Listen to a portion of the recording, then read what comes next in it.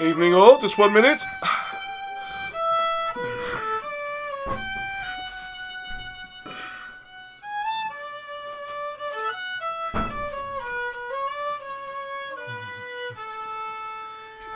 Let's start them off yet.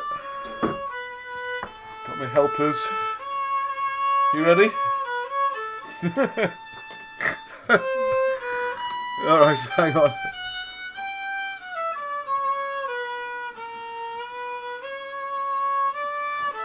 Hello all! Why can't I see the live chat? Evening all! Loads of comments. Oh, Vancouver, British Columbia. Wow, fantastic.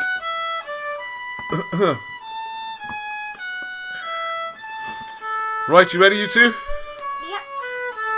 Come on then. Evening all. Hang on, let's get Arnie in.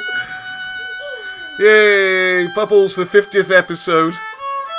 Look at Mr. Oh, he's concentrating. Ah, getting soaked here.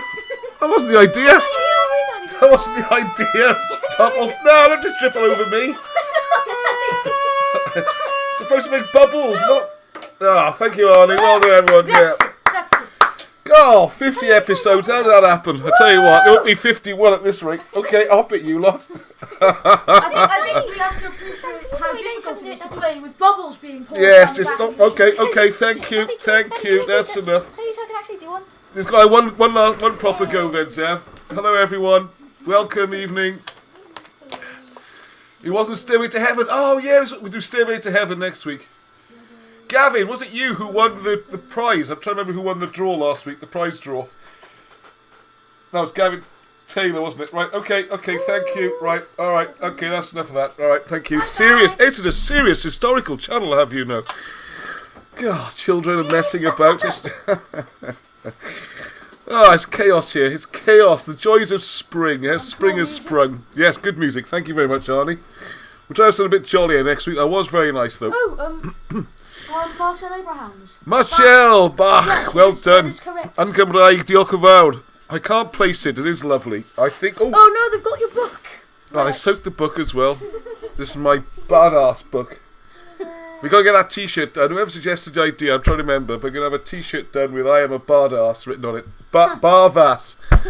I said barvass, alright? Don't get rude now. Paul, hello William.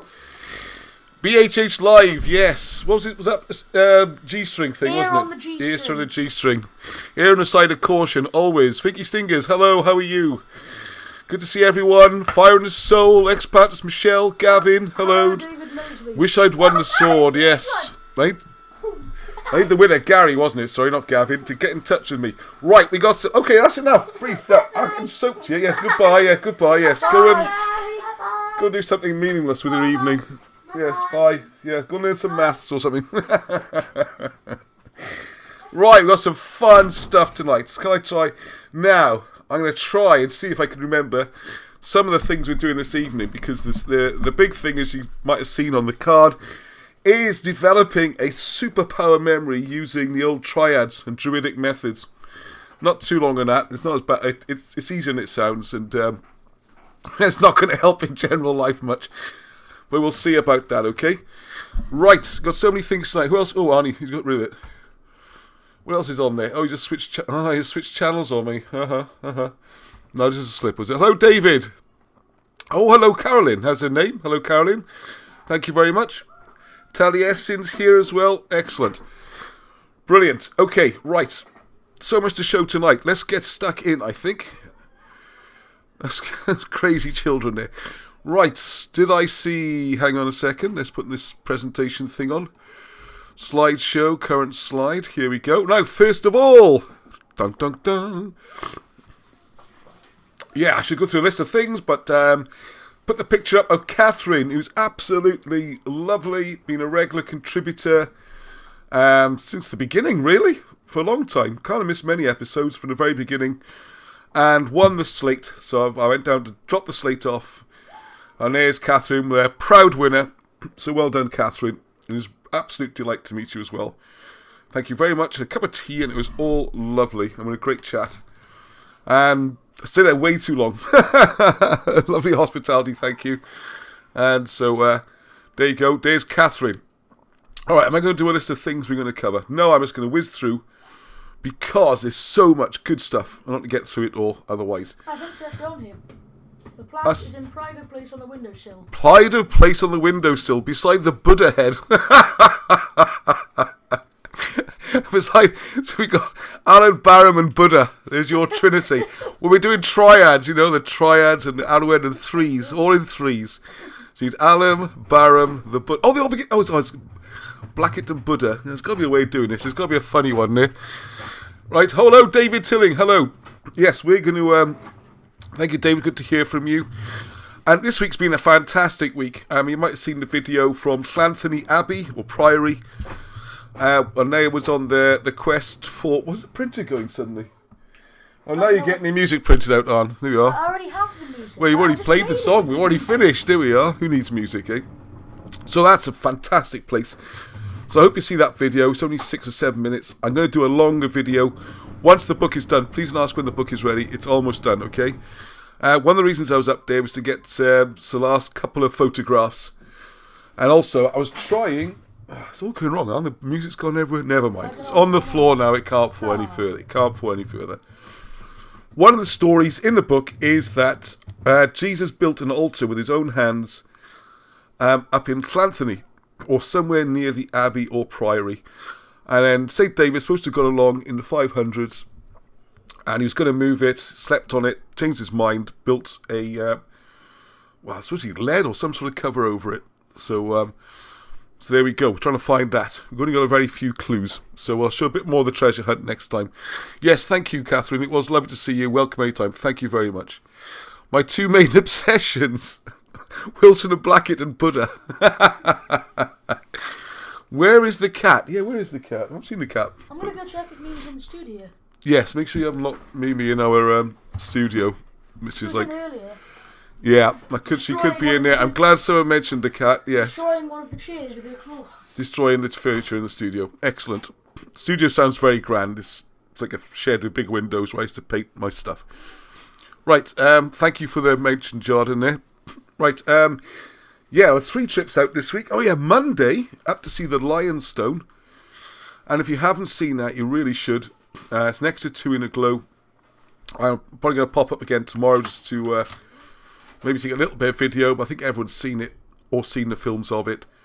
This ties in with the migrations because the Ark of the Covenant is supposed to be near Unsible. So if you're new to the channel, by the way, you're very, very welcome. Numbers are growing, so there are new people, I'm sure.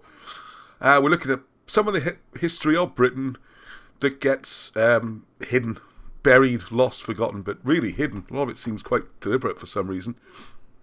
So there you go. So it's all very light-hearted, Sunday evening chat. Follow the chats, you'll see lots of comments, lots of helpful people. Marshall, congratulations on the 50th episode. Can you believe it's 50 episodes? Amazing. There we go. They said it would never last. Right, so on Monday, I had the pleasure of the company of Gareth Icke. Gareth Icke, son of David Icke, and he is making a walking tour. He did walking tours of England last year, and he's doing a series about Wales. So I was one of the people he met on the way, and I was telling him about the Lionstone, the Ark, and that kind of stuff, and Wilson and Blackett's work, and Cymroglyphics, and all that good things. And I think he also spoke to Monica, so that'd be interesting to see what happens there. Obviously, Monica wasn't in Wales, so I guess he must have done something on Zoom or something like that. So now when that's coming out, I'm looking forward to it.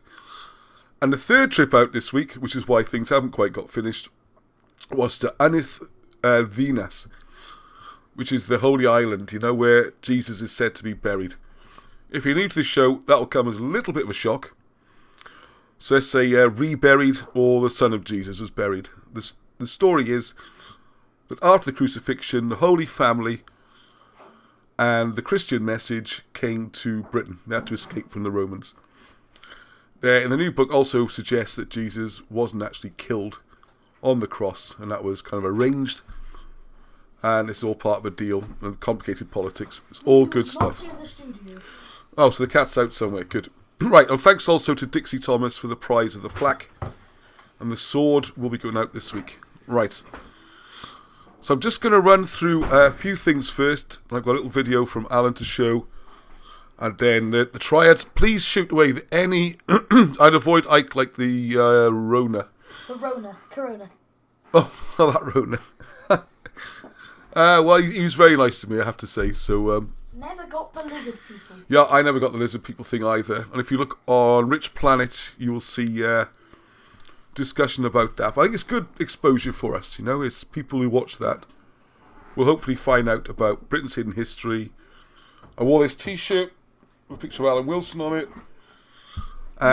Mentioned the hieroglyphics, so hey, let's hope it helps spread the word. That's what we need to do, all of us, to try and get out there and spread the word, okay? That's the only way this is going to get anywhere.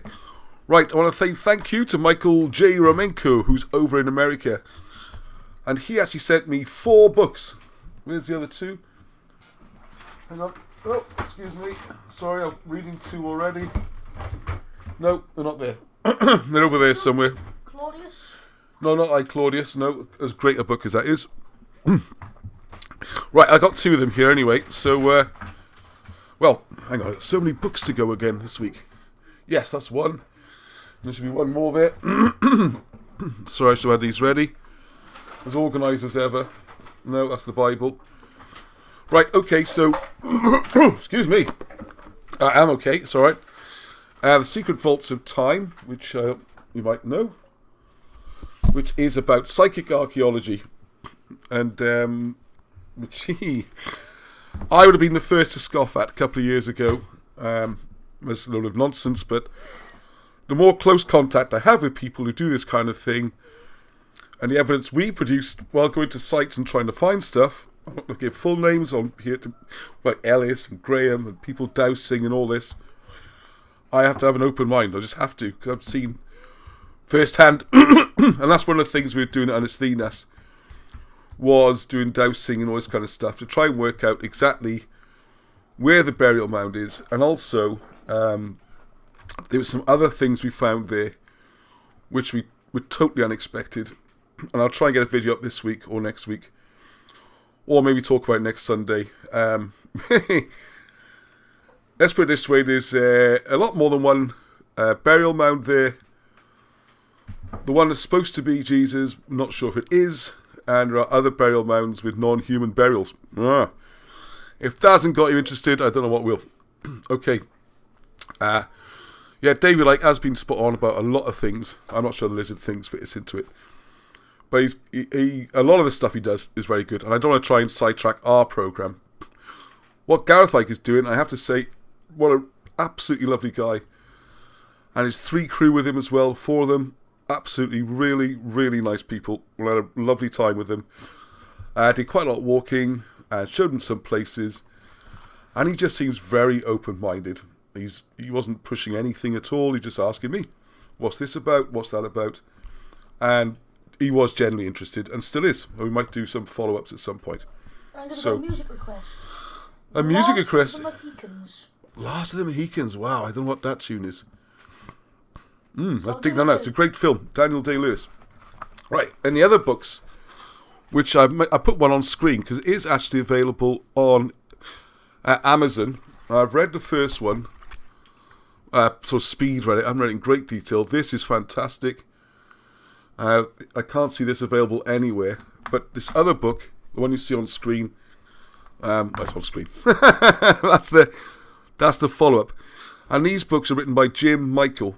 And if you remember, Jim Michael was the head of the ancient Kentuck with an E Historical Society.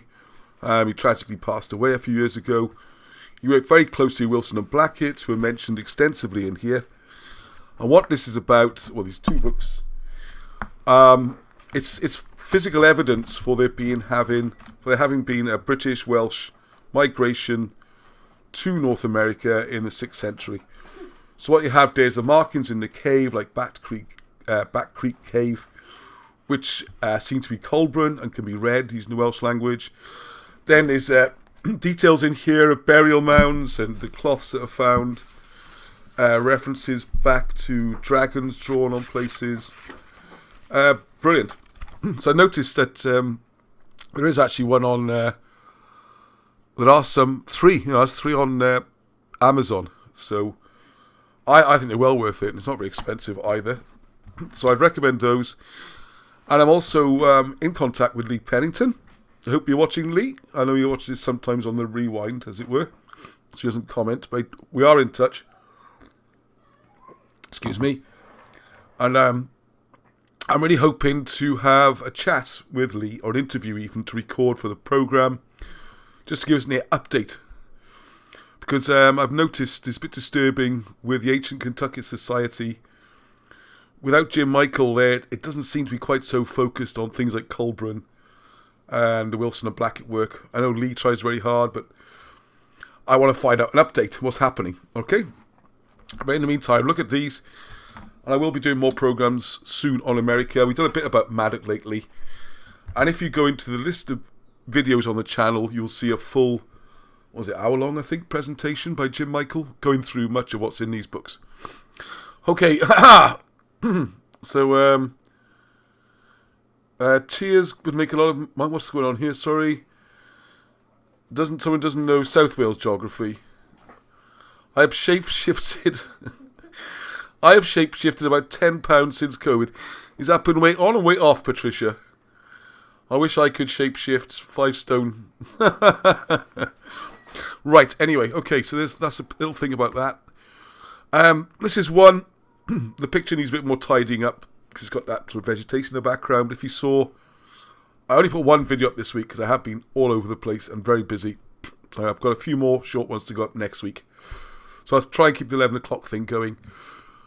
This is one I talked about Gildas, because one of the arguments is used to put doubts about the historical King Arthur. Sorry, I better turn my phone off. Is that... I do apologise. About to ring otherwise. If Arthur was so important and so famous, why did Gildas never write about him?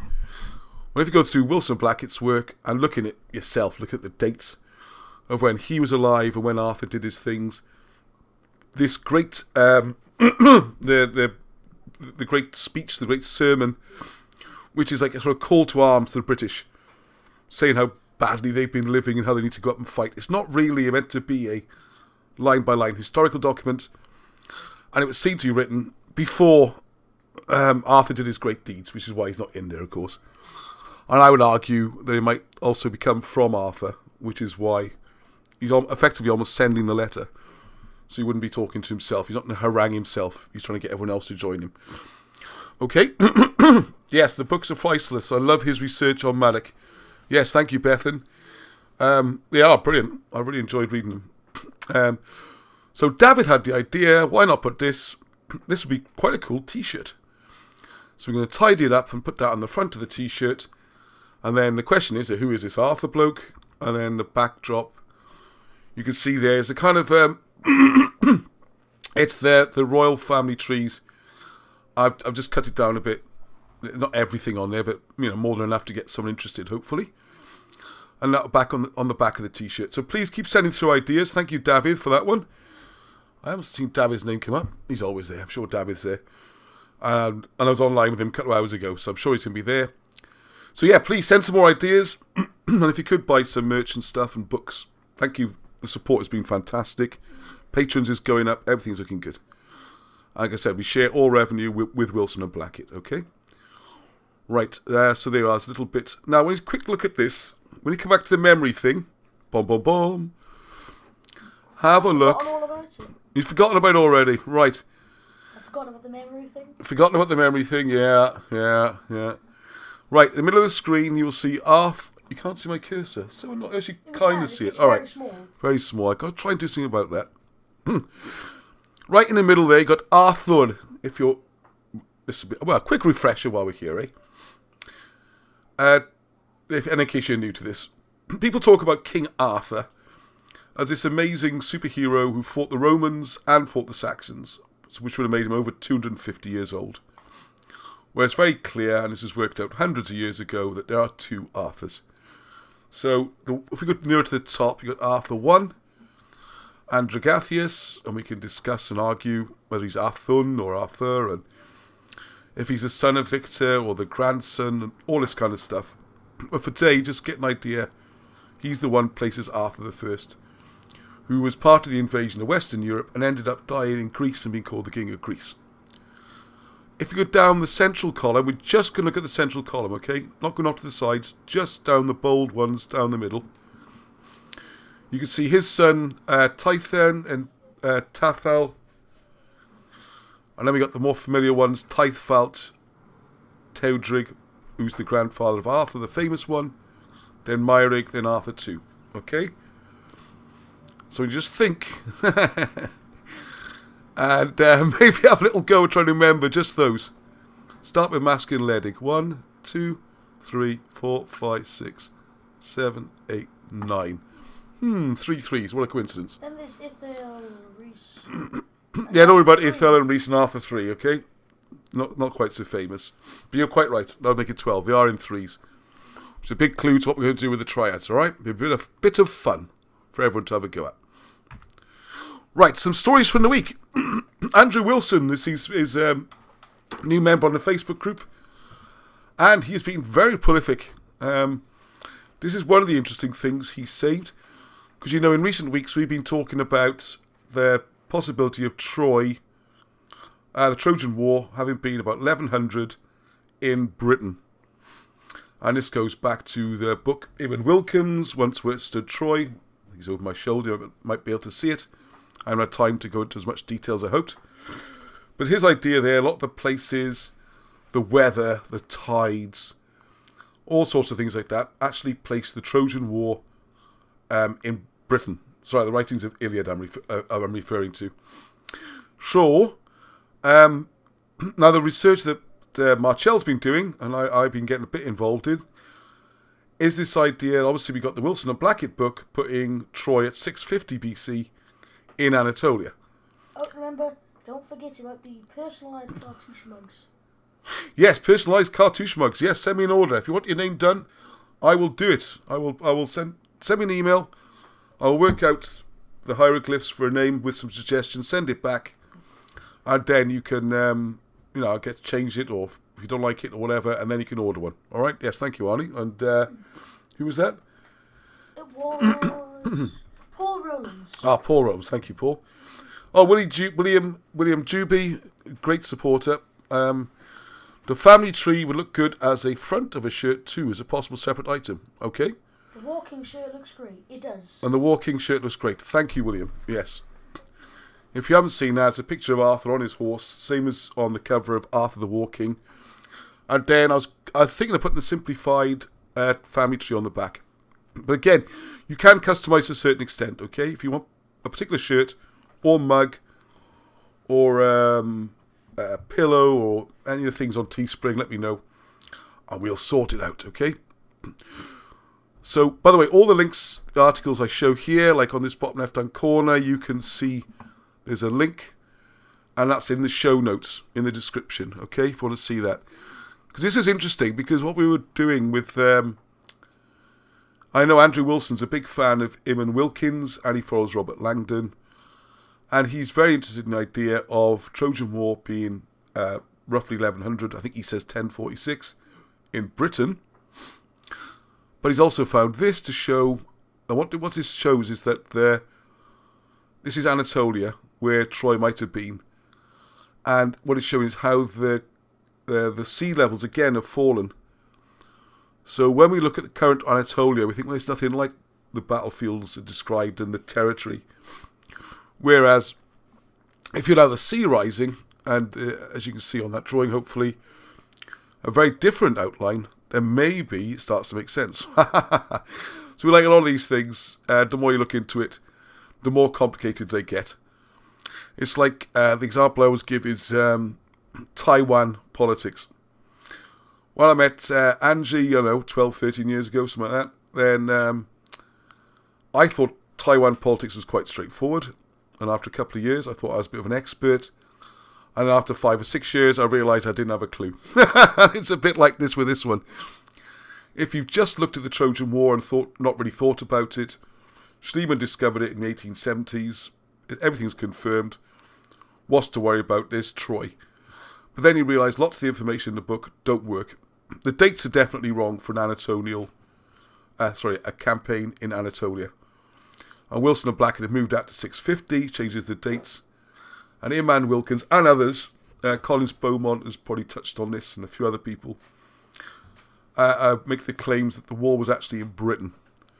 And then you've got different versions of the different groups involved being from Northern Europe.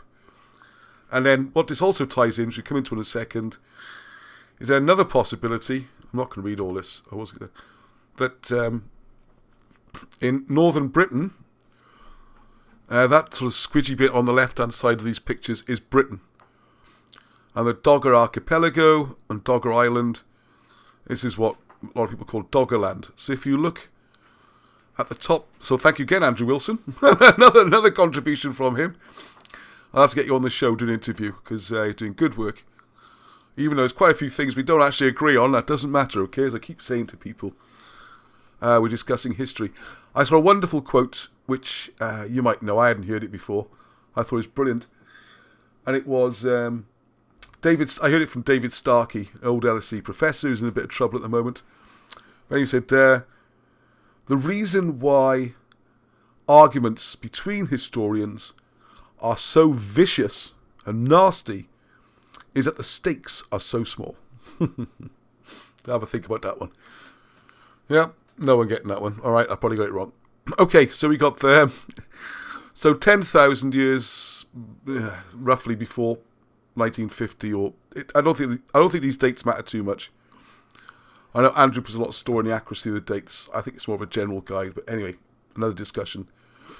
So there's 10,000 years ago, Doggerland, and the idea is the waters are rising, and then it's become an archipelago, top right, 9,000 years, roughly, ago. And then bottom left, you're getting 8,200 years ago, we've got Dogger Island, and now 7,000 years ago is the Dogger Bank, as it is until today, whereby you've got the North Sea between Britain and Northern Europe there, and there is a very, very shallow part called the Dogger Bank.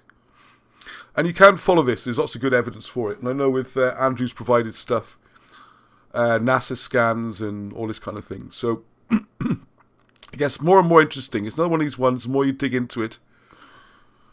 We've got the changing shoreline here, which could make Anatolia work, and have a look at that article when you get a chance. It's not very long, so like one page or something. And then we got the Northern Britain. It seems to be there's two wars that are being conflated into one. Let's have a look. We got some more stuff here. Bottom right, see Comet River. Oh, hang on. Okay. Thank you for spotting that. Who was that? Taliesin again. Thank you very much. Kimmeroi, Greek slang. Comet River. Could be a reference to Kimmeroi. Kimmer. Could be. Thank you. Jarden. I visited 3 different Troy sites in Anatolia. Not sure why there are 3 different ones. Dates upside down and back to front. It's a tourist scam. Well, funny enough, that is one of the other possibilities, because Schliemann was Schliemann's one who did the first excavations. He was a self-made, I'm sure everyone knows this, but just to refresh people, he was a self-made man, so a multi-millionaire of his day, and he was reading the old books, and he wanted to find Troy, and he'd been there for quite a long time, and then he claimed to have found it, and some people dispute he ever did. Alan Wilson would say that's just, what he said in one of his books, that's just an attempt to keep this idea going that Troy's a myth, and therefore the British have no history. But either way, one of the most famous finds was this fabulous necklace that he presented to his wife, and he went all around the world showing it off. And there's a lot of conjecture, shall we say, that he planted the necklace, that it wasn't a genuine find. He already had the necklace from somewhere. And that was just to give him the sort of, the poster, the glamorous find to sell the interest, okay? Right, okay. Oh, lots more people. Hello, Monica. Good to see you on board. Idwal Iron Balls. Oh, good grief. I hope that's your real name. You're not just being rude there, okay? Right, so what have we got here? Yenesia any of these sound Welsh, really? Not really, I don't think. Apart from Cymru, Thumbra.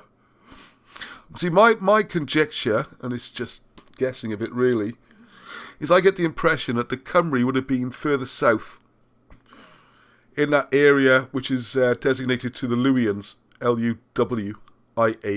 Look them up on YouTube or something, the Luwians, who disappeared. I think they might be the Cymru, and they'd be further south, so they've been sucked into this, but wouldn't be the main contestants, perhaps. Well, lots of interesting things in that. Oh, I'm not going to read all this now. I think I've said most of this anyway. The point of this was that where you could hide a fleet. Anyway, 1042, I got that right, yes. So there's... just quickly again. So this is Andrew. Personally, I'm still pursuing the idea of Troy and Cambridgeshire. The jury is still out on that one too, but the situation is improving, I think. Some astronomical events tie in exceptionally well to Greek mythology, and by extension to the events of Cambridge, Troy, which I calculate to be 1042 BC.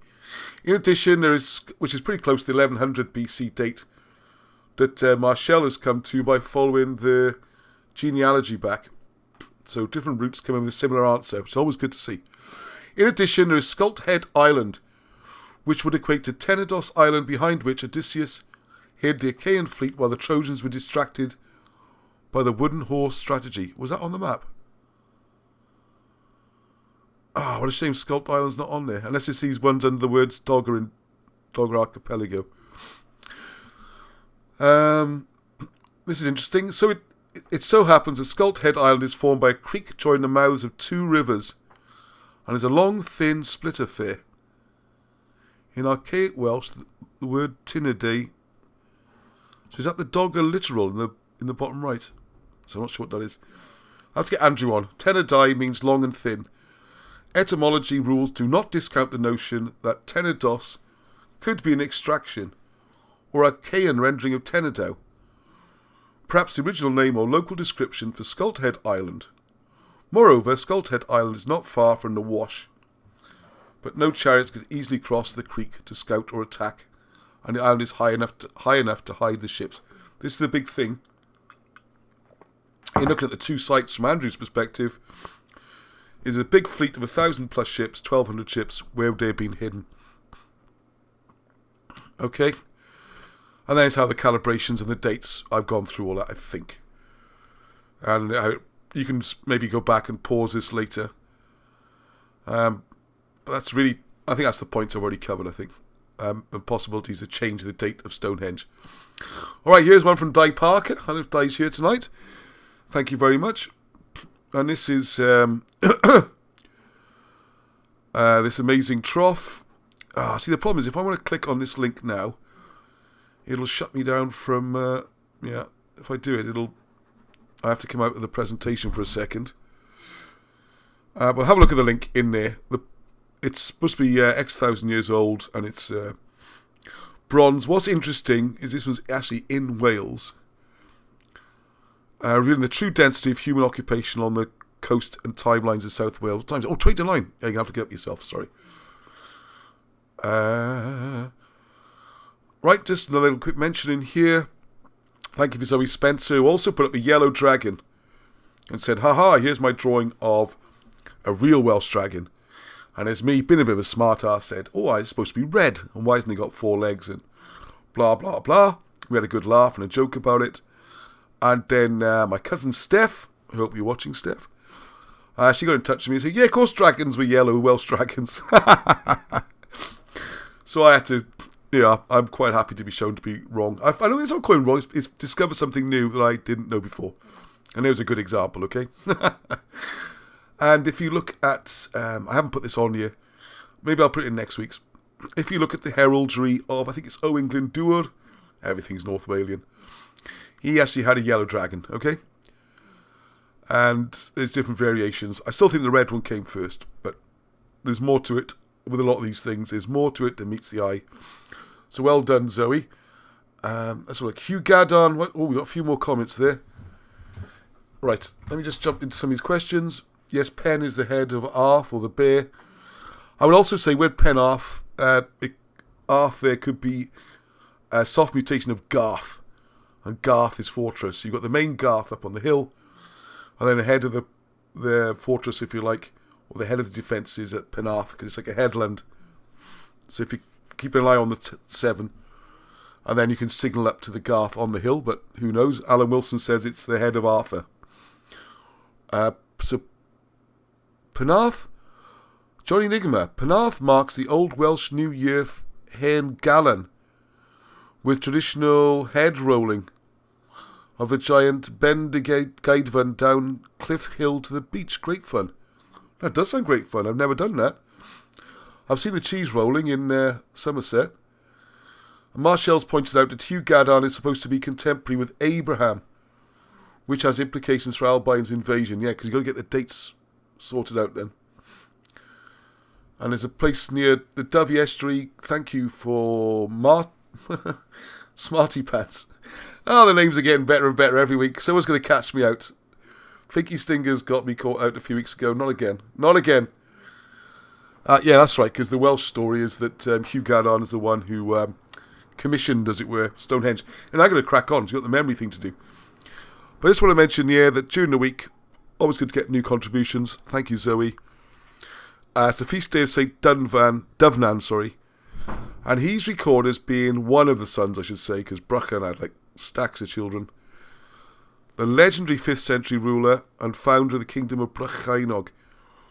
He is remembered by the village of Llandovnan on Anglesey, where it is claimed the church contains his relics. I just want to make this up because Brychan is probably the most misunderstood of all the Welsh saints. All this is quite right about Dovnan, I'm sure. I don't know Dovnan, but I think that sounds right. For a start, there were at least 3 Brychans, which is why we end up with him having, 24 sons and 12 daughters, some crazy number. I'm just going through some of Wilson of Blackett's notes, and they're saying this is totally normal for kings and leaders to have many sons. Many wives, many children, and this has always gone on in most civilizations. So that fits in with it. But what I wanted to say about Brychan was that although he was born in Ireland, he was born of a British royal family. He's actually the nephew of King Arthur. And his family, after Ceredig, went and invaded a whole chunk of Eastern Ireland. Eastern Ireland? That doesn't sound right. Easter Island. The bit around by Dublin on the south east. West. I knew I got it wrong. No, it is east. Yeah, southeast. Island? No, it's the southeast of Ireland. Oh. It's a bit of a tongue twister. The southeast of Ireland. Yeah, it's a tongue twister on. So there we go. Just wanted to mention, I want to do a proper thing on Brychan soon. And thank you, Dixie Thomas, for sending this one in, because we've got another discovery. It's a cross. It looks Christian. It looks distinctly British style. I mean, people call it Celtic. I mean, I prefer not to use that term. And immediately it's been called, this is part of the Galloway Hoard. And the link I put on there is a different link, because that link actually shows you more details about it. And once again, why it's Saxon, I don't know. It's not in a part of the country. It's associated with Saxons. There's never been a Saxon find anything like it. It seems to be a British style, and it being a cross, it implies it's Christian. Not the Saxons were, so hey. As Dixie has said, yet again, another Saxon treasure, ! And I totally agree with you. Maybe being a bit sarcastic there, if you like. Matt Taylor's a YouTube channel. Oh gosh, loads of great comments. I can't keep up with them all. Oh, what we got? The dragons. Glyndŵr family used the golden dragon. The red and gold cross quartered square we all know is a battle flag. Brychan Brycheiniog is Marshall's son, and John F. Kennedy is related to this lineage. Thank you, Monica. Wow, we're getting some stuff tonight. Fire and Soul, Bethan. Same with Penrhys, named after the place the Normans chopped off Rhys ap Tudor's head. That is the story, yes. We lost his head though, anyway. Okay, alright, there's loads. Right, I'm going to have to go on my... Enjoy the comments as well. They should save. Some weeks they disappear. I don't know why. It's not something I do. But usually you can follow those. Alright, we got more and more and more. I just thought this was amusing. I saw an article. There was the top 10 archaeological finds of 2020. This one is great, because this is number 7 on their list. And it's an Anglo-Saxon cemetery excavated in east of England. the bodies are disintegrated. It's a bit like Sutton Hoo, because you've got the acidic soil around the east coast of England. All is found in those little... See those holes on the picture? They're actually... you right, Alan? Yeah, just this violin's got... Uh-oh, his bow's got trapped. That's why I made that horrible squeaking noise. It did, yes. I thought you were playing. Bomb. This is the... so what you got is the indentations in the sand, effectively. And what seems to have happened is that the body disintegrates because of the acids, and he left this kind of outline of where the body would have been. So there's no bones, nothing, right? There's no evidence at all of the bodies. And then they found some, the usual bits and pieces you find at these sites, and it's declared Anglo-Saxon. Even though the dates seem to be a little bit too old. I mean, it's looking at least 4th century or earlier. And the reason I mention it again is just, it's another example, like the last 2 or 3 on here, where a site is found and it's just assumed to be, if it's a certain age, assumed to be Anglo-Saxon. If it's older, we have to jump a few hundred years and make it Roman. And it's I don't know what we're going to do about it. We need everybody to try and raise awareness of this. It's ridiculous. We got sites where, I mean, I hope you've seen some of the series. We haven't had many views in the last few. The videos are quite short. Please dip in, have a look. Bob Morgan particularly put a lot of work into those. And you go through piece by piece by piece by piece. None of the evidence presented for Sutton Hoo confirms it as being an Anglo-Saxon site. None of the evidence. Nothing. There's nothing Anglo-Saxon there. Alright, now, you could say it's loot they took from other people, and therefore it makes it theirs, whatever. Fine, you can make those arguments.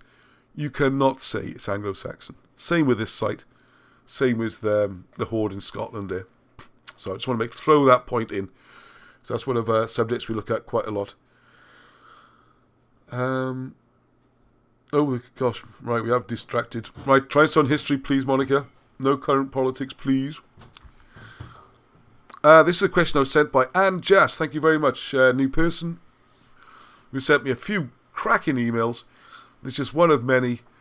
And I just want to mention, do you know if Wilson and Blackett saw any possibility that the comet or fireball that turned Britain into the wasteland might correspond to the 536 comet, even though the date is approximately 40 years different? Thank you very much.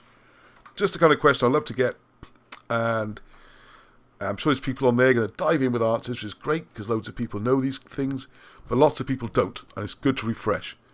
I'm always getting my Wilson and Blackett books out, reading them again and again. Not just their books, all the history books. These two are great. I also meant to say at the beginning, thank you to Catherine, because she's also lent me 2 other books, which I rather rudely didn't mention. This I'm going to talk about in a future show. You'll be able to see, it's a lovely old thing, and I think it's been recovered, because the book itself is even older. Printed in the 1850s. It's got these lovely... 1850s, that was... Yeah, feel the paper on there, gently feel the paper. It's beautiful. Ooh. You can see how they're... Yeah, and if you look closely, you will see that the pages... Mm-hmm. Oh, I'll just show the audience, Rachel. Trying to show Arnie at the same time. You have a look in a second. When you feel this, and look at it closely, I hope it's come out well. Yeah. I doubt you're going to see it that well. Hang on, let's go full screen for a minute. Just a minute. Right, because I'm hoping you can just about make out the fact that it's like a page within a page. So I think what's happened. Let's try and find. There's like a line here where the paper quality changes. So it's kind of a yellowy paper and it's this whitish paper. And what I think has happened, and I'm not an expert on this at all, I can feel a slight ridge here. I think the old pages have somehow been set into these larger pages to restore it. I mean, it's clearly the cover, I wouldn't have said is... 1803, that one? Oh, 1803, sorry. Well, I don't think the cover is that old. It's almost 200 years old. Good maths, on. 1803 is almost 200 years ago, is it? It's more than 200 years ago. Bright boy. So there's the... So if people know about restoring old books, it looks to me like this page has been set into another page to restore it. You can't just paste it in if you think about it, because you've got the back of the page, haven't you? Oh, it's a bit clearer on here. You see there's a kind of a tram line? And I'm getting distracted. The reason this book is really good, it talks about the early Cymry, ancient Britons. As Arnie says, it's 1803, almost 200 years ago. And it's a lot of stuff which Wilson and Blackett say is in here. They didn't make it up, all right? So when I keep saying Wilson and Blackett, I don't mean just them. I get Cambrian Triumphants out last week. I was speaking, I've got History of Wales by Jane Williams, which I'll be doing. So that's my 3 books. And Legolas, Robert Pierce, when you're ready, Rob, he's going to have his... we're going to try and do one of our chats. Rob and Ross talk out their R's. It's gone mad, this thing, hasn't it? About books, because he's the expert on the old Welsh books. Then this one, kindly lent to me by Catherine. Is there a title page to actually tell you the name of the book? No, hang on, can't even remember the name of this book. Anyway, this is another very old book. This must be the 1850s one then. God dear, there's no title page on it. Anyway, this book is all about the philosophy of the mind, also called metaphysics. And again, this is an old Welsh... Oh, here we go. Goma. Brief analysis of language and knowledge of the ancient Cymry. John Williams. Okay, and this... Oh, John Williams. Another John Williams, yes. Oh, the composer. Arnie likes composers. This is also very old, and that's all about thinking and philosophy, so that's interesting to see as well. So I'm using Wilson and Blackett as a kind of alternative universe which hundreds and hundreds of people have inhabited before, and that history was in full flow for thousands of years until they got chopped off from about 1700 in England and from about the 1920s in Wales. Before then, this was the mainstream history. The WB verse. The WB verse, there we go. What do we call him? Ultron, isn't it? Pardon? Caught you. What do you call Alan Wilson? Ultron, isn't it? Ultron. What's the one who plugs into the internet? I think that's Ultron, yeah. Yeah, Ultron, yeah. Anyway, so the question here is there, just a quick one, is this comet has come through and devastated Britain. It's over 200 years ago. Very good, Marcel. You are good at numbers. You are a mathematician. You just don't realise it yet. Well done. But, sorry, just be trying to be funny. It's believed that all 700 travelled to America, or were some lost from the effects of the comet. Right, thank you. Right, this all ties in again with this Jim Michael books and the Maddock. The comet is said to be 536, as Anne says on here. We've got a couple of things. One is that you've got the date differencing between British dating and Roman dating, whereby the Roman dating goes from birth of Jesus and British dating goes from the death. So I shouldn't say death, I should say crucifixion. So that's immediately a 30-odd year difference. So if the British records say 536, you add 30-odd years on, you come up to 560-something. So that's one way of looking at the difference. Now, I wanted to mention this story because it was quite fascinating if you go to the history of what happened. The main person behind this was Professor Bailey, an Irish professor, who's one of the world experts in dendrochronology. And dendrochronology, as I'm sure you know, is the dating through looking at tree rings. So the general theory is that if you have a good year with lots of rain and sun, the tree will grow more, you get a thicker ring, a smaller ring. It turns out to be a very, very flawed system, if you look into it. There's gaps in their chain of trees. The old trees they used were like the pine trees in Northwest America, because they lived to extreme ages, and it's easy to see the rings. But then, who's to say the weather's the same in Northwest America as it is in, say, Egypt at the same year, the same time? There's loads of problems. So what they have to constantly do is try and what they call calibrate, whereby you look for patterns and try and match those with known dates for known events. And, by the way, can you hear these birds singing? It's incredibly loud. I don't know much enough about birds to know what it is, but it's very nice. Except it's a bit distracting. Some sort of loud bird. It's a loud bird. Yes, let's get technical. It's a loud bird. I don't think it's a nightingale. Anyway, so the point of this is you need to calibrate your dates somehow. You can't just look at dendrochronology and read off, there's the date. So he went with his 536, and one of the ways he fixed it was by looking at the Battle of Camlan and fixing it along with that, which then ties in with the Wasteland stories. I don't know why he picked Camlan exactly, but... So Wilson and Blackett, and he also said it was a volcano. So Wilson and Blackett, back in this would be the 90s, I think, sent a letter to this Professor Bailey explaining that, for one, how can it be a volcano? So if the volcano is supposed to have taken place somewhere out Java or somewhere in the east, how on earth is it going to hit Britain, Ireland, bits of Scandinavia, and miss all the intervening countries? You know, it would be a more general effect. Oh, who is Anne Jass? Oh, sorry, Anne was just a correspondent, new fan of the Britons in History, who's just sent me questions. Yeah, I'm ross@cymroglyphics.com. I like to try and help if I can. Or the best place to go is the Facebook group, where there's loads of people who know loads more stuff than I do. But I will also help reply. And I get loads of interesting emails. So if I'm a bit slow replying, I do apologise. I try my best. But sometimes I have to leave it for a week or two just to get stuff done. So this is just Anne. I don't know Anne. So she seems very nice. And that's some great questions. This isn't the only one. So what we have then is a situation where it's a comet, not a volcano.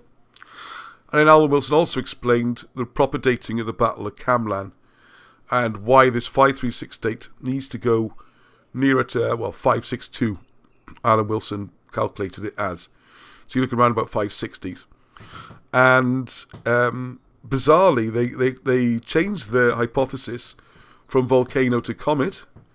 Never gave Wilson and Blackett any credit at all for pointing this out to them, and refused to change the date. Just dug their heels in. So this 536 date is quite a new idea. It's based on nothing, or sand, or a miscomprehension of something, and it should just get shoved back.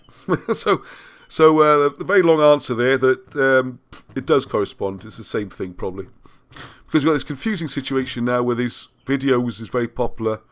The worst year ever was 536, and it ties in lots of different events. Anyway, when life allows it, and maybe I'll get some help, I've got a stack of notes here with written references from the time about the comet, and that will also be a little book. Okay. I'm not going to go into the Cantacii, but thank you, Gus, who's actually Arthur, and he's got this amazing thing all about Roman history, and the key points. I'll just give a teaser. I'll do this next week, because he's written an 84-page paper, and it's fantastic. And it's showing how a lot of the forts we can see around us, labelled as Roman, are actually British. How the roads predate the Romans, and how you can see it in the modern examples, mostly in the southeast of England. So in Kent, where the Cantacii, could be where the name Kent even comes from. Oh, Alan Wilson video. Right, it's 9 o'clock. I get a quick breather now. Hang on. I'm going to put this on me so I can... Holy moly, how am I going to do this? Got the video already. It's just... Because if you remember last week, I uploaded it into the PowerPoint, and it all went a bit... didn't work. Oh, it all broke. It broke. So I thought I'd have it ready in a different media player. Have I got it ready already? Is it ready already? It might still be on Movie Maker. No, I know. I put a copy into the VHH Live folder. Does everyone watch me do this? No. Nope, no one can see it. Right, I'll just put 10 minutes up. Yes, that's one of the things I always wonder about, is how much of what was called the Norman invasion was actually Breton or British invasion anyway, you know? Well, there were three armies. There was the Bretons, the Flemings, and the Normans. Right. And these three small armies combined to sort of attack Harold. And, yeah, one of the things I picked up, the first Duke of Cornwall was one of the Bretons who was man of the match, as it were, in the Battle of Hastings. Yeah. And he was Breton, though. Yeah. All the Bretons were the British, weren't they? If Harold had played his cards differently earlier in his reign, he'd have had the Welsh army on the beach, and they would not have got ashore. But Harold fucked up with the Welsh. Well, he seems to spend half his life fighting the Welsh for some reason, doesn't he? He was a nuisance. He just didn't seem to get it, you know. It was a useless, pointless war. Always attacking the Welsh wars. Yeah. He never got anywhere. And if he'd made friends with them, they'd have probably been on the beach with him. As opposed to cheering old William along. William, yeah. No, but I mean, they were quite happy to see him do what he did, weren't they? Yeah. And if he had the formidable Welsh archers there, they would never go. They would have got a shot. They go back home. But I've got a It feeling. wasn't very bright, Harold. It doesn't seem like, does it? No. One of these big, scary fighter types. Yeah, it wasn't very bright. But the thing, it's nagging away at me. I think the story's never really been told about how much the Bretons were part of this invasion and how much of it was a British invasion rather than a French It was Flemings, Bretons and Normans, three armies. Three small armies. But what do you reckon? There must be some connection with the Bretons and the Welsh. Weren't they in touch with each other, do you think? Or? Well, they weren't invading Wales, they were invading England. Exactly. It's two separate countries. Yeah, well, I mean, If Harold had used any brain earlier in his reign, the Welsh army would have been there on the beach with him, and they were far more formidable than what the English had. And they'd been on the beach with him, and they wouldn't have got a shot. Don't you think the Welsh were encouraging the Bretons? That's what I mean. No. You don't think it went that far there, the links? No, yeah. If he'd used his law, Harold was a bloody fool, actually. You read the detail of his reign, little bits here and there. Instead of making friends with them, he did the opposite. He could have had a very formidable military force, because they were military minded. I don't know why. They were all military minded, like the bloody Spartans. And so, well, they did have this fortress Gildas, didn't they? Which had been sitting there for a long time. but they had this mental fucking thing about it. When you were 14, you were this, and they still got that macho thing now a bit, haven't they? I think actually, if he'd had the Welsh army there as well, probably why rugby's so popular. They wouldn't have come ashore. But he spent half his life fighting the Welsh, didn't he? This is the. Yeah, he got absolutely fucking nowhere. Pointless, wasn't it? He didn't get any fucking yard. He got absolutely nowhere. He's a fool. And they never attacked him. He did seem a bit pointless, didn't it? Well, he's just a fool. He just wasn't very clever. I just wonder if there's an angle there where the Welsh had a diplomatic link or some link with the Flemings or even the Normans even. Because they said they didn't really fight each other, did they? Well, they might have written to the Welsh and said, look, stay out of it, will you? You know, might have done something like that, stay out of it. Which in some ways the Welsh missed their chance, didn't they? They could have grabbed a bit more of England if they wanted to. I don't think they wanted to. They wanted. They had natural borders in the rivers and the hills, and they're quite happy with it. Fortress Glamorgan, yeah. I don't think they wanted that. Not from what I read in a bit, but he missed the boat. Because the Welsh used to hire out armies to Europe. I don't know that. Yeah. They were doing it for hundreds of years. They used to hire out a few thousand mercenaries, mercenaries, and they come home rich. This fighting history they've got, haven't they? Yeah. So they'd come gather them, all the young men between usually about 17 and the youngest. They wouldn't take them any older. Or usually older. Come back in 10 years, kind of thing. 7, 6, 5 years, that sort of thing, And they come back loaded. All the loot. Very formidable. You weren't dealing with one guy if you try to take his loot off him. You're going to deal with the whole fucking gang. So God help the French poor bastards. Yeah. But it was mainly down south they were fighting against the Swiss and some of the German tribes. Sorry, carry on. Jesus. Yeah, sorry, that's me trying to fix your kitchen. Go on, Oh. So, it's history is not quite what it is it? It's never quite what you think it was. I can't find any stories that are as portrayed. They all seem to be changed. It's quite... Well, they do it for political advantage. Yeah, this is why I have a nagging thing about the Bretons and the Welsh having some sort of trading with this. I can't help but think it. Because they hated Harold because he'd been fighting against them the whole time, hadn't he? He said, mind his own business, Yeah. You know, I can imagine them thinking, yeah, you want to go duff up Harold, brilliant, you know. He's a fool, wasn't he? He wasn't bright. No, he seemed to upset everybody, didn't he? Yeah, he did.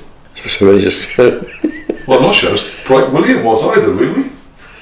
He just managed to get a bunch of hooligans together, didn't he? Where Conquer? Yeah. Well, he came at the right time, you know. The English king was a religious fanatic, wasn't he? Yeah, Edward. Edward. He came in at the right time. And they were in a bit of disorientation politically through various things over the years. And he was able to, once he got ashore, that was it, like, you know. And even then he had to trick them. Yes. It shows lack of discipline, doesn't it? Sorry? It shows lack of discipline. Oh, you mean to win the battle now? You mean the trick in there? Yeah, the famed flight. Well, Welsh would have just stood back and killed them with their longbows. He didn't bother with bravery down the hill. While they're getting hurt. They just shoot them to pieces. Yeah, or shoot the horses even, isn't it? That was an easy way to do shoot it. the horses, shoot them. Bigger target, isn't it? Yeah, well, the longbow was the rifle of the time. So yeah, and hard to armour a horse, especially the bottom. Well, people don't read Welsh history, but they used to regularly hire out regiments to the French kings. And they'd be out in France for several years, you know. They had these archers. Well, crazy, wasn't it, with I've forgotten, the Black Prince's army and everything. I mean, that was all the Flanders and bowmen. And they shot them to pieces. Trojan called another one. Yeah. But no, I meant the French.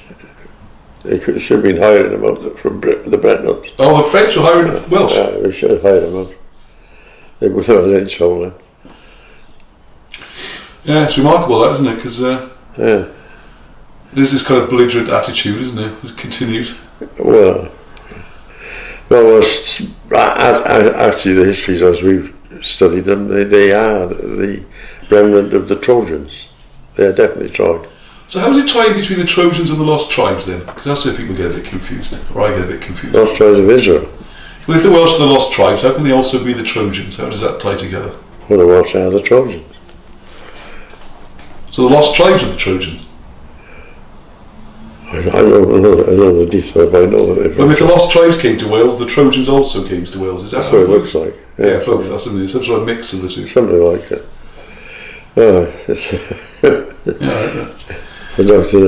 That's a long day today. But they were militaristic people.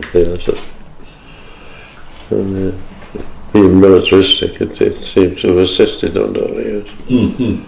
Yeah. Well, the British had the chariots as well, didn't they? Which ties in.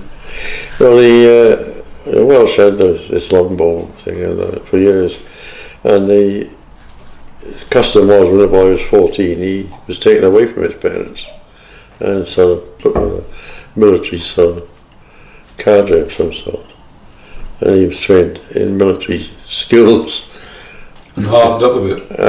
Hardened them up. So gee, tough life. He had to leave school, leave daddy and mommy even at 14 because you're going to learn how to shoot the people with a bow and throw spears. Just generally become tough. Yeah, I just become a bastard, right? Yeah. And then I think they came back home when they were 19 or 20. Yeah.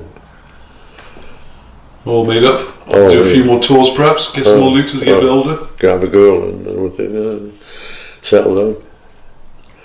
And then it was quite custom. They'd recruit them. Even the Romans recruited them. Yeah. It's all very difficult. Because the Romans found they couldn't get into Wales. They were getting their noses bloodied all the time. Yeah. And any Norman feature is usually peripheral, you know. Got so far, built a defended fort and hope for the best, you know. Mm-hmm. Yeah. And then several of the emperors of Rome are Welsh. Yes. So that solved all the problems.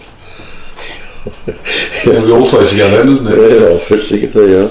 You need to fight them, we take them over. Yeah.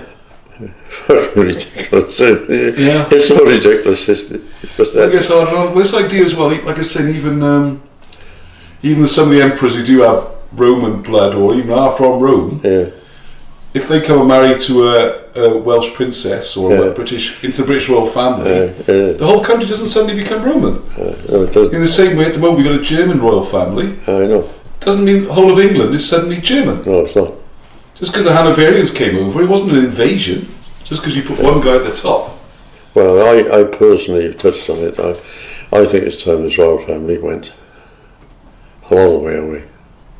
Oh, right, okay. Go a long way away, please, go away. Let the rest of us develop and, let's become an up-to-date republic or something. You get off your fucking knees and stop grumbling. I think there's something wrong with the character of this country at the moment.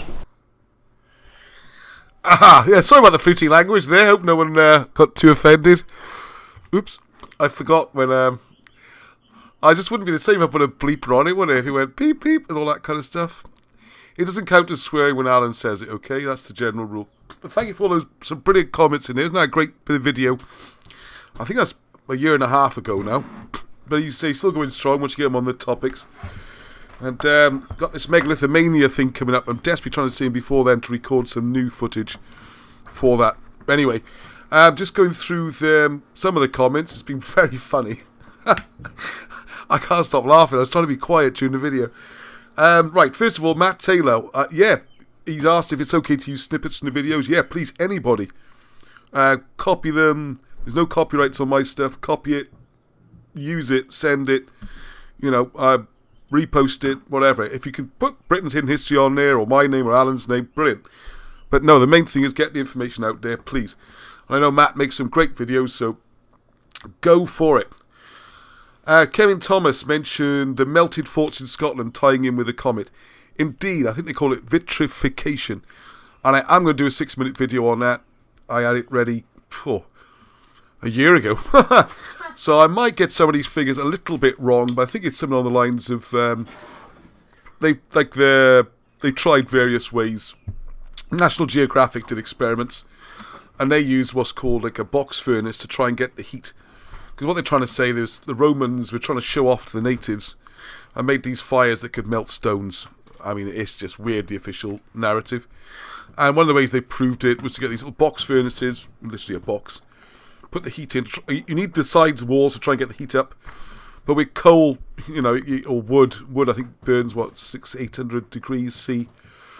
And I've got all the figures, and I think you can get up to, with coal under really good conditions, like a furnace and all that, you can get 1,200-1,300 C. But you need about 2,200 to melt stone. It's just ludicrous. And also, if you were doing it like that, it would melt from the bottom up. Whereas, if you go to the vitrified forts on the Scottish border, you'll find they melt at the top. So, how are they going to fire? At the top, not the bottom. Anybody's guess. And also the fact that the stone melted rather than cracked shows there's a very fast application of heat. So I'm going to do one on that.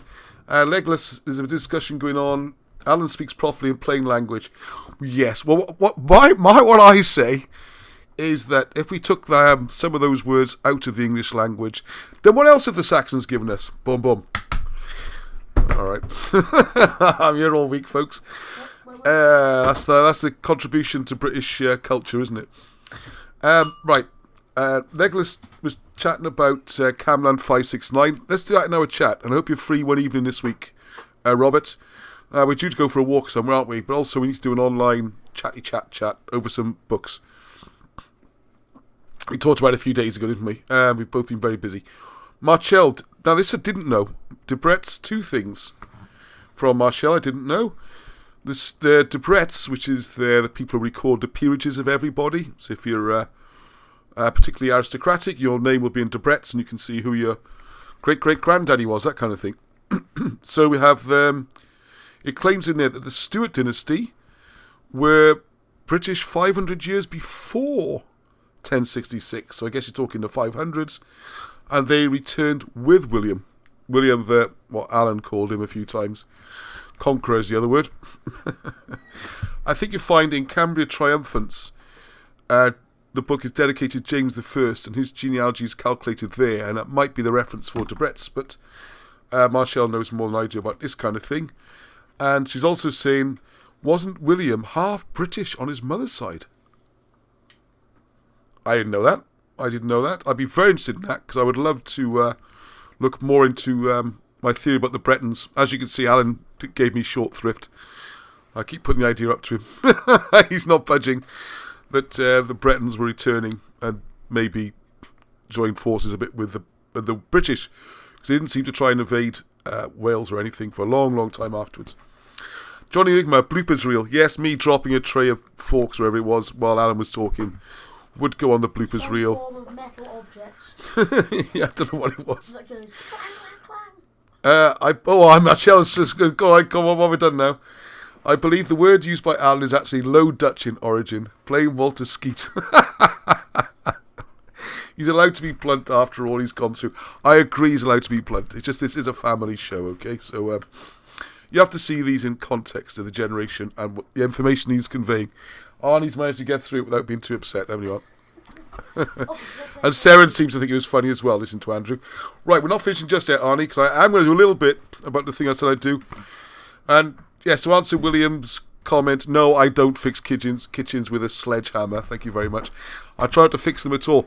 The funny conversations Alan and I have, we have all these kind of intellectual type conversations, and then between the two of us, we can't do anything practical. Oh no! What have I done? We're then incapable of actually. We had a great chat once. I was up there, and I was sitting in his living room, and we're looking out. It's about this time of year. It must have been a year ago. My goodness. And this beautiful bush tree type thing. And we just had this amazing discussion, which I have recorded audio, no video, but I got the audio of it for future historians to dig through and listen to. And we were trying. Well, I mean, I'm not blowing up my role in this. I was just prompting with questions as usual. And Alan was putting in order all the ancient Hittite kings and emperors and who was married to who. It was like incredibly complicated and absolutely brilliant. And I was like just trying to keep up. It was awesome conversation. And I looked out the way, a little pause, cup of tea or something. Looked out the window. He got this beautiful bush growing in his garden near the window, and it was in full bloom, and both, wow, it looks fantastic. So I said, Alan, I said, because he knows everything, right? We call him Ultron. He's plugged into the internet. He can list all the ancient Hittite kings and emperors and everything else. So he says to him, I said, oh, that tree's beautiful. Yeah, it is, isn't it? I said, yeah. So what tree's that then, Alan? No idea. So we're doing the whole list of ancient Hittite kings and emperors, and yet the tree 10 feet away in the garden, none of us had a clue. So there we are, sort of sums things up in some ways, doesn't it? Know your areas. I've done the Alan Wilson video. Okay, cool. Right. Now, do you want a bard memory or a bard-ass memory? And I'm not swearing, it's bard-ass, okay? Barda. I can't remember who it was. Who suggested the t-shirt? I'm a bard-ass. I think that's brilliant. Where's my books? Bum, bum, bum. And again, I am working from notes of Wilson and Blackett, not trying to claim this, but I have taken it a little bit further. So here's Bardas. It's proper Welsh, see? Don't need that anymore.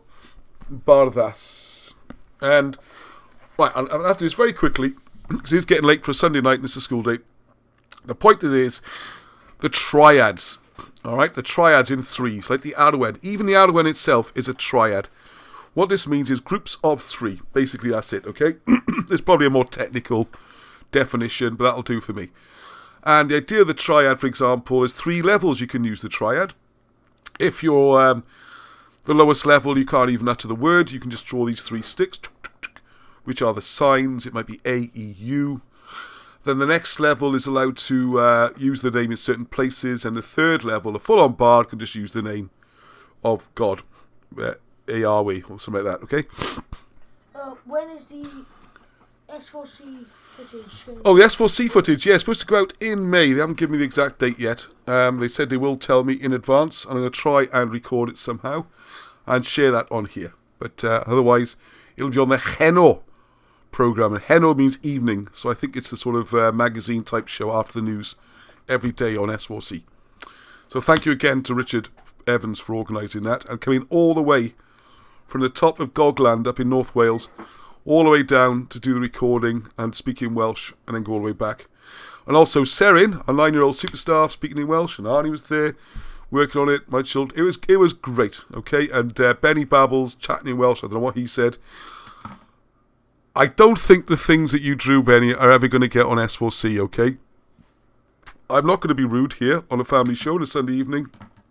Let's just say, if you look in your Cymroglyphics book, there's more than one way to represent the male. And you can guess which one Benny chose on camera. Oh, dear. That'll be the only bit they do show, probably, won't it? Anyway, getting back to our triads, all right? Now, I'm going to try this quickly. It's it's sort of latched into my brain how it works, and I'm now using it all the time, all right? I'm trying to. It's a sort of structured learning. But what's great about it, it's the same structure that your brain already works in. Your brain already works in. For example, I'm going to use an English example that you'll all know. You all know something about Robin Hood. We've just gone through all the stories, haven't we? It's a bedtime story. All the stories of Robin Hood. So if I was to say to you, the way a triad system works, okay, is to stack things up and store the stories. I'm not doing very well so far, but this will become very clear very quickly. So what you have to think of is that the storyteller, the bard, was the main entertainer. So if you're in an evening, there's no TV, there's no Britain's Hidden History to watch every Sunday evening, or videos, I know, how would you get by without that? There's entertainers coming in. So you all pile into the main hall where the king is, and you have some jugglers, some singers, someone playing the harp, comedians, whatever, right? The whole thing, bit of a sing-song. It's great. And then the star of the show was the bard, the storyteller. And he had to know the history, get the details right, and know a range of stories to amuse his audience. And this would take about 12 to 14 years to qualify. And you'd follow a bard around learning all the stories. And if looking, in the Wilson and Blackett's notes, Alan's notes mainly, they had to learn about 250 stories, 1,000 topics. It seems impossible. So they used some tricks to make it possible. And this is how oral tradition can be very powerful. Because as Robert Shaw, hope you're watching, Robert, who wrote Architecture of Power, he does a lot in there about memory and how your mind works. Very useful, because we're doing history, right? It does help to remember things.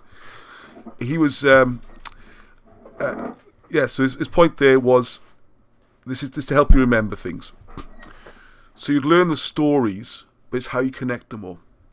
So, if you're a storyteller, people are going to say in the room, hey, give us a story about folk heroes. I want a folk hero. What sort of story do you want? Folk heroes, someone shouts out. This is where the triads come in. So you would say, well, in England, there were 3 great folk heroes. And you could say it was Robin Hood, I don't know, 2 others, take your pick. I don't know, Alfred the Great, and I can't think of the 3rd one. Hang on.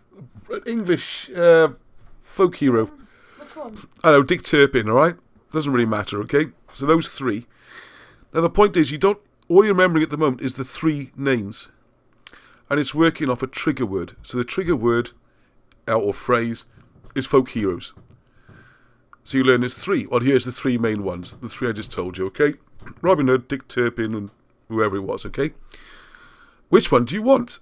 And then your audience will go, tell me about Robin Hood. So I say, right, well, what sort of story about Robin Hood do you want? There's another triad. So I would say how a story about how Robin Hood met his merry men, or a story about Robin Hood tricking the sheriff, or a story about the return or his maid Marian maybe, or the return of Richard. Which one of those 3 categories do you want? And some would say, I want how he meets his merry men. So again, you have another 3. Now I bet you, if you know the Robin Hood stories at all, you would have been able to do this. You would be able to do this. Most people know something about Robin Hood stories, if you're in Britain. I assume it's the same as America and stuff. So what you'll be able to do then is, we end up, follow it down and say, alright, how he met the merry men. I could be trivial and say, well, which one, put them into categories. But I could have 3 stories off the top of my head, which I learn by rote. And this is the last trick of the bards then, is you can learn a song, and a bard's singing, very important, or you could learn a rhyme or a poem. And the idea is, with a poem, you've got to get spot on for the rhythm to work and for the rhyme to work. It helps you learn. If you sing songs, something comes on the radio or something, if it's one of your favourite songs, you probably know all the words exactly right. So that principle continues, okay? So what you have then is a situation whereby, we could tell the story how he bumped into Friar Tuck and had to carry him across the river on his back, or he had to fight a stick fight with John, all this kind of stuff. You could learn your stories, and you break it down, and that's how you provide entertainment. Now, this works particularly well with the Welsh triads. So if you go through this book, I wouldn't recommend going through this book. If you go through this book, the Bardas 2, well, Arnie, what do you say to me? It's just a big book of rules, isn't it? Yeah. It is. It's a lot of triads listed. All things about... Go on. Mona E. Tell your dad I did a film with Gareth Ike too. Yes, I heard you were talking to Gareth Ike. Yes, well done, Monica. You missed the beginning of the show. I did mention that you were going to be on there as well, so well done you. And I'm hoping that you and I can have a chat on Zoom, and we can run that in one of the Sunday evening shows. So let me know when you're ready. We can talk about your new book, which is a translation of Wilson Blackett's work into German, and also what you talked to Gareth Ike about. It was one of the knights and things, okay? What's to do with Arthur. So, I'll give you an example. There's some of the simple ones. 3 things commendable in a bard: warm affection, gentle boldness, and energetic reason. So what we got here is sets of rules. The same happens with the laws of Mulmud, but the principle I want to get across is 3s. If I was to give you, right, this is where we're coming back to the earlier example, that list of 12 kings. Remembering all 12 kings will be difficult. There's lots of ways of learning things. So you could use picture power memory, like you could imagine Arthur as I don't know what I want to say, but I mean, maybe he's a dragon, and the dragon's eating something else, and then, you can make a picture power, which is one memory method. You've got a lot of memory methods in Robert's book, Architecture of Power. We create rooms, and you put things in different rooms, and this is how you walk through the rooms and connect with them. That's another way of doing it. I learnt a lot at school by lists, just by learning lists, number them 1 to 10 and just repeat until you learn them. Or like vocabulary lessons, we just keep repeating until you know it.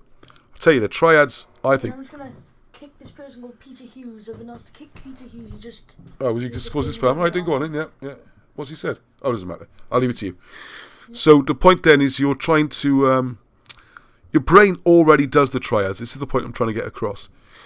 Like if I was asking you to... I had a taxi driver last week after I met Gareth Ike. Lovely man. I hope he's watching tonight. Says he's become a subscriber. We had a good chat. And he was saying, I'm no good at remembering this stuff. I can't remember any history or anything. I just don't have the brain for it, right? So I got chat to him, and he's a big guy, So I said, he looked quite tough. And I was like, we're getting on great. I said, you interested in boxing, are you? And yes, he was. I said, what about Calzaghe? He was great, wasn't he? Probably Wales' greatest ever boxer, right? One of the greatest in the world ever. Oh, yeah, fantastic. So I said, how many fights did Calzaghe have then? Oh, yeah, 46, Undefeated? Yes. What was your favourite fight? And then he was like, we talked about Left Hook Lacey fight, and we talked about the Roy Jones fight. All these different fights that we both remembered and knew. And he knew them all, and whether or not they were knockouts, roughly what year they were in, how many rounds, the style of the fight, the whole thing, okay? So safe to say you can remember, but you need a system to lock into it, If he thought of a particular fight and a particular opponent, he would then start to remember about that opponent, maybe things that happened in the fight, and then this is how your brain works naturally. This is why the triads are so brilliant. So if you were having a story in a Welsh or British, this would be not just Wales, I think this has been all over Britain, France, quite a wide area, and you might say, tell me a story about, what sort of stories do you want? You might say, I want a story about romance, or I want a story about a great battle, or the traitors. And you say, there's 3 great traitors of Wales, and there's the one who turned over Caradoc to the Romans, the one who Vortigern who invented in the Saxons, and the other one, there's those 3. Which one do you want to hear about? Tell us more about Vortigern. So, down you go. What do you want to know about? His early life, how he created a civil war, or how he ended up fighting against his own son. And this is how So you know all these stories, but what you need is a system to organise them in your brain. And I think this is what Alan Wilson does just naturally, and his brain is amazing, and he remembers all the details. So I've noticed when I talk to Alan, especially as he gets older now, is you can seem a little bit vague if you're not careful, and that will catch you out, because he's not. What he's doing is just sifting through, and if you give the right trigger words to a particular story, like you just saw in that video, where we mentioned William the Conqueror or something, he can immediately drop into those stories. And I've sat there amazed sometimes, because he will give me a historical account of something. There's pretty much word for word exactly as he has written it in a book, say 30 years ago. That accurately. And I think his brain works in that way. And I don't know, we can't be like Alan, he's a rare genius. But what we can do is improve quite a lot by learning their stories, if you like. Learn little chunks, learn chunks. And then you access these chunks through the tree. So I'm going to go back, before I show it again, that, hang on, let's get on my, oh no, it's not on my screen, that's cheating. It's not on my screen either, okay? But if we're looking at the, oh actually I will put it on the screen, the 12 kings that we were looking at earlier, break them into chunks of 3. The first 3 I reckon most people who watch this can do, because we'll start with Arthur II. He's the famous one, right? And before I put it on the screen, I don't need to look at that yet, because what the bards believed was that writing things down, and a lot of philosophers have said this, is just a way of excusing your brain. The logic is really, you don't write things down to remember, you write down to allow yourself to forget, because it'll be on the piece of paper, and if you forget, it doesn't matter. It's like taking pictures. You take a picture so your brain can forget about it. Be aware of this, okay? Your brain is not, as teachers always say, it's not a vessel to be filled, it's a fire to be lit. Right, so Arthur II, he's the famous King Arthur we all love to talk about. Everyone know his father? I would think so. There's a slight lag. Yes. Oh, right, yes. Myrig. Myrig, his father. Well done, Arnie B. And can you remember who was the father of Myrig who died at that battle? Tudrig. Theodoric. Oh, hang on. We'll stop those 3 a second. You are right. Yes, we'll stop there, though. Yeah, well done, Arnie. There we are. Arnie knows them. So I think we all know those 3 because they fit together as a little unit of 3. So you've got King Arthur, his father Myrig, who got injured. He was the lame one. And his first big battle was the one in which his father, Tudric, died. So there's a 1, 2, 3. All right? The next 3 are a little bit less famous and more difficult, okay? And I'm going to cheat a bit because it's Tithfalt, Tathal, and Tithrin, okay? So we'll come back to those 3. You'll have to make an effort to learn those 3, okay? Tithfalt, father of Tudric, then Tathal and Tithrin. And the way we're going to learn more about those is to actually learn more about them, and it'll be easier to remember. But the next 3 is another easy 3 again. It's a bit like Arthur II. Because we're back now. We've had our 6 generations. 6 generations before Arthur II is, yep, Arthur I. So when we do Arthur I now, we can do again a 1, 2, 3. Because Arthur famously is the son of Uther, which causes all sorts of confusions in the Mallory versions and the fiction versions and all that kind of stuff. And I'm going to cheat just to make sure don't give me wrong information. I do know this, but I'll make double sure I don't mislead you. Then you got Mascon Ledig, Magnus Maximus. So there's another set of 3. So if you just learn those 3 sets of 3, you got your 9 generations, all right? I'll put that on screen just to help you see. So that's the kind of way I'm going to talk more about this in future because it's getting late and also there's only so much to take in one go. But have a real think about these people because they could learn thousands of stories. But I think as long as you're paying attention, I don't mean that patronisingly or about history, I just mean in life, whether it's boxing or football or whatever interest you have, please don't let it be the TV. Please turn that off because these nodules get dumbed down by that beta rays or whatever that comes off a television. Don't want to go into all that. But also, it's a very passive experience. You're not trying to recall or remember. So you're dulling your brain and you're filling it with crap. All right? Sorry, I've sworn now. Oh, sorry about that. But if if you are using your brain to try and learn things, you will get better at it. One of the things I love about doing these videos is I don't have any notes at all. The only time I made notes was when people made those comments. There's my notes, the comments that were up when Alan was speaking, and that's it. That's it. I got to remember it. And I found every week I get a little bit better at remembering it. So please, talk to people. Like these storytellers will be telling their stories every night. Tell your friends, tell other people, talk to each other, have conversations. Try and write about it. Don't just be passively taking it like a TV. Try and be somehow a storyteller. Be a storyteller. That's important. And learn things in threes. So when you've got a long list, don't try and learn everything about everything. This subject we're looking at is vast. You can spend 10 lifetimes trying to do what Alan Wilson and Baron Blackett wrote about in one, and you still be struggling. So don't treat it as vast. Look at little pockets of three that you can learn. And you start digging into them. So when we go back to this family tree, which I hope you can, it's a bit small on your screen perhaps, you can start to do the side routes, and see which way the sides go and break those into threes and stuff. Like Arthur's supposed to have 3 legitimate wives and 3 non-legitimate wives, so you can go through those. This is a good example. His 3 wives, all supposed to be called Guinevere or Guinevere. And if you remember the stories, freakily like the stories of Henry VIII with his 6 wives. Because you have the first one he's married to for a long time, but it seems his sons were killed. Second one is a sort of Anne Boleyn type character, who was the one who's unfaithful. So if you can remember that, then you go on to the stories of Miskin Manor, and then you go on to the stories of how she was having an affair with, or meeting someone else called Maudrad, not the Maudrad from the Battle of Camlan, another one.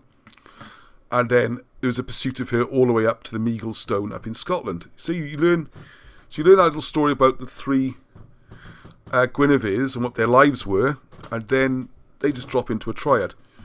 So there we are. I don't know. I think I'm probably just going around in circles now. Have a think about that. Ask me questions and send me what your questions are. You ready to play us out, Arnie B? I think we're almost done. I think that's the last one, isn't it? Oh, I'm going all the way back to the start again. Hang on. Oh, yeah, there we are. Look. Yeah, so I hope you enjoyed that a little bit. My grandfather was like that with storytelling. I wish I would have listened to him more. Yeah, I know that feeling, Kevin. Oh, I'm gutted. I had, my dad had great stories. I managed to get a lot of those, thank goodness. But it's wonderful. My father's friend was Uncle Jack, who died like 2 years ago. Aged. Jack. Yeah, Jack was great. I think he was 100. I think every sentence started with... Oh, my dad adored Uncle Jack. He just ran around looking after him and everything. And Uncle Jack almost outlived him, but there we go. Uncle Jack was 100 just about, and he could tell amazing stories. His memory was so clear. And, for example, it's like veering off the subject. One of the stories, he's loads of stories, but one of the things he told me about, he worked in the Brown Lennox factory in Pontypridd. There's a bit of Britain's hidden history, okay? In the 1930s, that's how old he was. So he was working in the 1930s, and Brown Lennox ostensibly made chains for ships. It's like the Titanic, Kiwi 2, all those massive chains. Brown Lennox was the ironworks in Pontypridd. That's what it was famous for. And he worked there, but he said they knew in their working in that factory, he was like a toolmaker or something, very skillful man, that trouble was coming because way before World War II, this is why I wish I had the video with all the details, but I think it's about 1935, so at least 4 years before declaration of war, a lot of their production lines were changed over to producing light mortars. Now, light mortars are a field weapon. Yeah, more people killed by mortars than anything else in World War II. So, missile very high up when it lands. Yeah, just chucking bombs at each other. So there we go. So things like that, I wish I'd videoed, So another thing to always remember, Capus Deum, seize the moment, yeah? If you know old people, talk to them. Wisdom of the old. And the knowledge has to be passed down like it always was, with oral tradition. And... I'd love Bob Morgan and Robert Langdon to see what I just did there. I said the wisdom of the old and pointed at them. I don't know if they get this far into the video. Bob Morgan will, actually. So, the 3 bears. Yeah, you're quite right, Taliesin. Yes, the 3 bears. Right, I'm glad everyone's enjoying the show. Just coming to the end. Are there any authentic portraits of Arthur? That's a good question. I don't think there's many portraits of anyone from the 6th century. But it would be great if we could find something carved or something, wasn't it? All right, very funny, interesting show. Thank you, John. I put a smile on his face. Yeah, not just me, everyone. There's some very funny comments. Right, got lots more coming up. I think Ties I in managed with to sacred. memorise the whole middle of the family tree. Come on, give us the line then. Come on. I'd have Magnus Vladig. Oh, you're going from the top. All right. I'd have Magnus Vladig, Arthur the First, Tytherin, Yeah. Thathal, Yeah, very good. Tythvalt, Very good. Tudrig, Myreg, Arthur the Second, Morgan, Rhys, Ithael, and Arthur the Third. Oh my goodness. You've done the next 3 as well. Very good. So you got 12 now. That's 4 3s. Oh, Dione, Arnie. Excellent. Yes, keep selling for everybody. Well done, Dione. And everything's fine. The world's normal again, so it's all good. Oh, yeah. Wednesday, you can see it on your screen. Please join. Live show this Wednesday, 7:30. Boy, am I looking forward to this. I reckon I might talk quite a lot like tonight. I think I did hour and 40 minutes. Basically me talking. I reckon I won't get to talk at all on Wednesday. I'll say, hello, this is Rob. Hello, this is Bob. And then I'll just sort of have a cup of tea and come back an hour later. Because if you haven't been following it, Robert Langdon is a brilliant mind. It's full of amazing ideas about thousands of years ago, what was going on in Britain. One of which is that the ancient dikes, like Offa's Dyke, are not defensive structures at all. They're actually for moving water, so you can move people and goods around the country. Not just Britain, France, Germany, all around Europe, all around the world probably. And it's all to do with water technology called hydrology. And Bob Morgan is one of these brilliant guys who does loads of research for me and for the group, where he's looked at this, he loves the idea, he loves Robert Langdon's work, so he's not like he's a troll or anything, but he's 99% of it, yeah, but this bit doesn't work. Why doesn't all the water end up at the bottom of the hill? And the amount of water pouring out of all these wells and all that just wouldn't work. And he knows the places we're talking about, Wansbury Dyke and places like that, and how steep they are and everything, okay? And he doesn't think practically it quite works. So you want to ask Robert, so I've been ferrying questions back and forth, let's put it together. And then last week, very interestingly, Bob Morgan, as Sonny said, I think I've cracked it. Bob thinks he can make Robert's theory actually work in practice. And they both know this stuff, they're both brilliant, both good talkers. It's very, very clever stuff. And I'm looking forward to watching. So you won't get much of my voice, I can assure you that much. So please join us. Oh yeah, because what I want to try and do is make it an open forum. And we're going to do this on Zoom. And I might even experiment to see if people... I don't know how I'm going to do it. People got ideas. Have viewers, or, other people from the group, join in via the Zoom. Because one of the reasons this is a good one for me to have a go at this is because I won't be saying anything. I don't know anything about this stuff. I'm just observer and, host, if you like. Anyway, so I hope you can join us for that. And I think that's it. Thank you very much again for all those patrons who support and make things happen. 24 patrons now. Excellent. And grab yourself a book and treat yourself to a little present. And until next week, my very best wishes. And thank you again. It's been a wonderful atmosphere. I love it. I love my Sunday evenings. Oh, Arnie, go on. Arnie's going to say something. What are they called? What are they called? A Beth and Request. Carlo? A request. A request from John and Dylan to play something from Vivaldi at the end of. Something from Vivaldi. Oh, look at this. Aren't we getting highbrow, aren't we?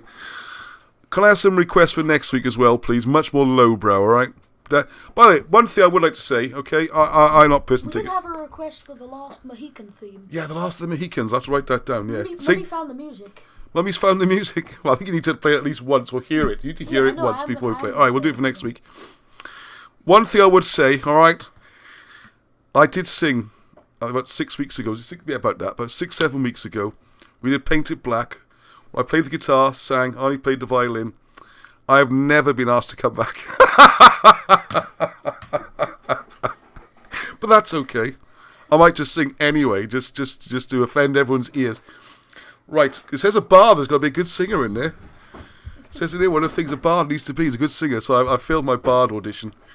So I'm going to have to be one of the other ones, of 8 or something like that. You could be a juggler. You could be a juggler. I can be the jester. Oh, thanks. I'll be the jester. There we are.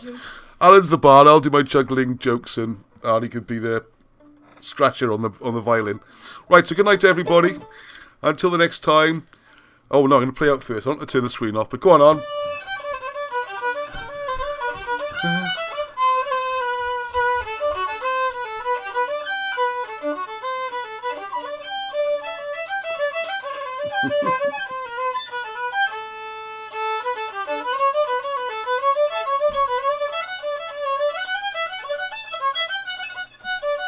Oh, you lost your hair.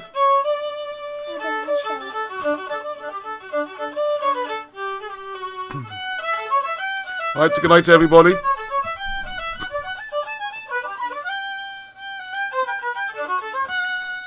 And I'd just like to say to everyone, thank you for all the messages about my health. I was looking a bit green and pasty, but I have been out all week in the sun. Look how healthy and well I am now, and I recommend the same for everyone. Exercise, vitamin D, good mental attitude, lots of vegetables.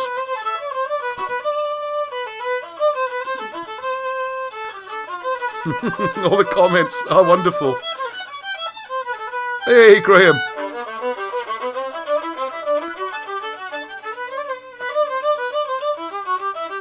Yeah, hit like, subscribe, all that. Tell your friends. And Lion Child arrived.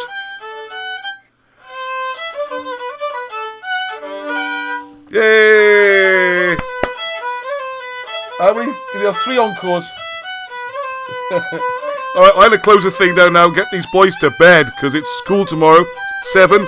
You should be in bed by now, okay? Right, which button do I press on? Alright, okay. So until next time, Heduch. So I got it right. It was on full screen. Your face was on full screen. Your face is on the full face, so it doesn't look good. I thought it was pretty good. Well done, Anne. No, your face is on full screen, Daddy. Alright, well, yeah, there we go. Anyway, everyone, up to bed now. Good night to everybody. No star, have a good week. Star. I'm unplugging. The Red Priest will be proud of you. Antonio Vivaldi. Oh, thank you. Show my ignorance. Good night.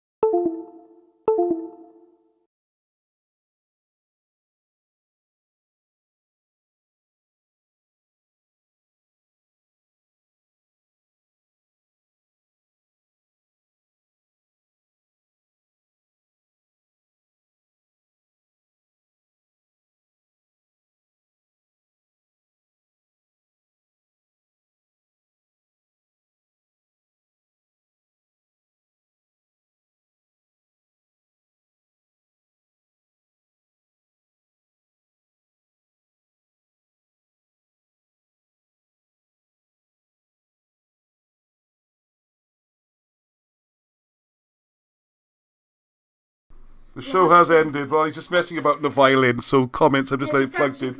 I've just left it plugged in, alright? Sneak peek for next week. Yeah, you don't know these songs, but there we are. See if anyone can spot this.